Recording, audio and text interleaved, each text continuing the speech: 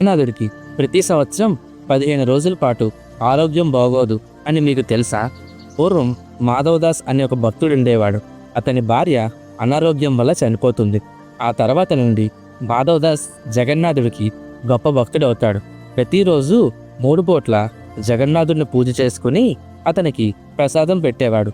మాధవదాస్ మాత్రం ఒక పూటే భోజనం చేసి జగన్నాథుడికి 3 పూట్ల ప్రసాదం పెట్టేవాడు. ఇదంతా చూసిన జగన్నాథుడు ఎంతో సంతోషించి, నిజంగా నా భక్తుడికి నా మీద ఎంత ప్రేమ ఉందా అని మనసులో అనుకుంటాడు. అలా ఒకరోజు రాత్రి జగన్నాథుడు అందరూ పడుకునే సమయంలో మాధవదాస్ ఇంటికి వచ్చి తనకు పెట్టిన ప్రసాదాన్ని అంతటినీ తినేసి మళ్ళీ వెళ్ళిపోతాడు. ఇలా కొన్ని రోజులు గడుస్తుంది. ఒకరోజు రాత్రి మాధవదాస్ తన ఇంట్లో జగన్నాథుడు కూర్చుని ప్రసాదం తినడం చూస్తాడు. వెంటనే లెగిసి స్వామివారికి నమస్కరించుకుంటాడు.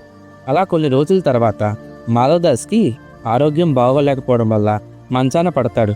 అప్పుడు జగన్నాథుడు చాలా బాధపడి మాధవదాస్ ఇంటికి వచ్చి తనకి ఎన్నో రోజులు సేవ చేస్తాడు.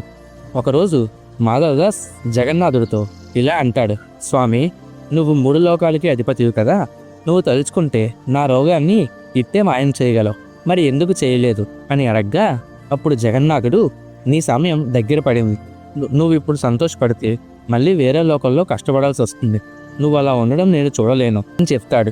ఇంకా నీకు 15 రోజుల పాటు గడువు ఉంది, ఈ 15 రోజుల యొక్క కష్టం నేను తీసుకుంటా అని చెప్పి జగన్నాథుడు మాధవదాస్ని తనలో ఐక్యం చేసుకుంటాడు.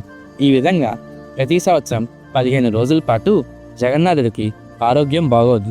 వీడియో నచ్చినట్లయితే జై జగన్నాథ్ అని కామెంట్ చేసి ఛానల్ని సబ్స్క్రైబ్ చేసుకోండి.